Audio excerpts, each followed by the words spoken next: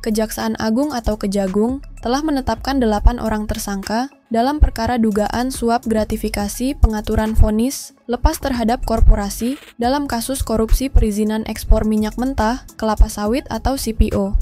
Skandal suap gratifikasi tersebut berawal dari pertemuan tersangka Arianto Bakri atau AR yang merupakan pengacara dengan Wahyu Gunawan, selaku Panitera Muda Perdata Pengadilan Negeri Jakarta Utara. Dalam pertemuan tersebut, Wahyu menyampaikan langsung kepada Arianto agar perkara korupsi CPO yang menjerat perusahaan-perusahaan tersebut harus diatur.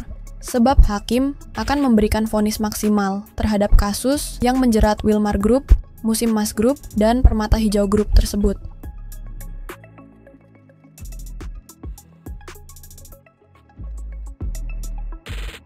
Wahyu menyampaikan kepada Arianto agar menyiapkan biaya-biaya pengurusan kasusnya di persidangan. Setelah itu, Arianto membicarakan hal itu dengan pengacara lain, yakni Marcella Santoso.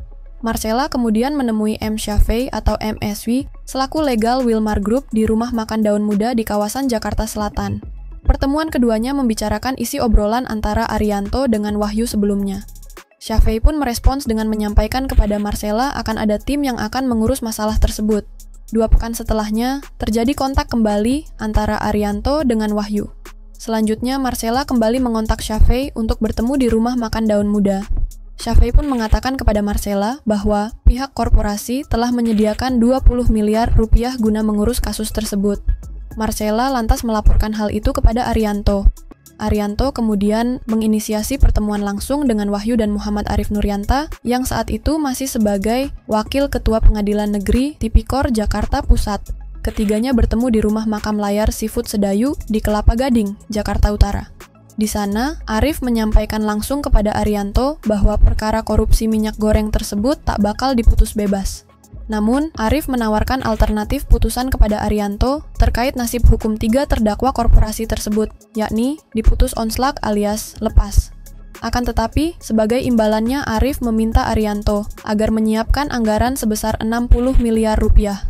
Selanjutnya, Arianto berkomunikasi dengan Marcella untuk menghubungi Syafei. Dalam komunikasi dengan Marcella, Syafei menyanggupi permintaan 60 miliar rupiah tersebut. 3 hari selepas itu, Syafei menghubungi Marcella guna menyampaikan uang 60 miliar rupiah sudah siap dan meminta agar Marcella mengirimkan alat pengiriman. Arianto lantas bertemu dengan Syafei di parkiran SCBD Jakarta Selatan. Di sana, Syafei menyerahkan uang 60 miliar rupiah dalam pecahan dolar Amerika Serikat tersebut kepada Arianto. Uang tersebut lantas Arianto antarkan kepada Wahyu di kediamannya di daerah Cilincing, Jakarta Utara. Baru setelahnya, Wahyu menyerahkan duit itu kepada Arif.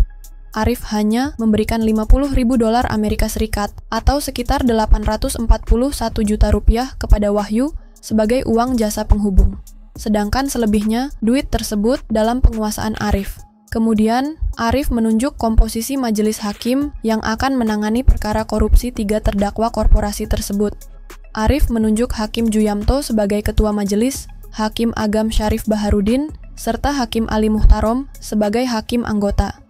Ketiga hakim yang ditunjuk Arif Nuryanta itu turut mendapatkan jatah dari uang 60 miliar rupiah pemberian Arianto tersebut. Hakim Juyamto mendapatkan total 7,5 miliar rupiah, Hakim Agam Syarif mendapatkan total 6,5 miliar rupiah, dan Hakim Ali Muhtarom mendapatkan 6 miliar rupiah. Pada 19 Maret 2025, majelis hakim tersebut menjatuhkan vonis lepas terhadap Musim Mas Group, Wilmar Group, dan Permata Hijau Group.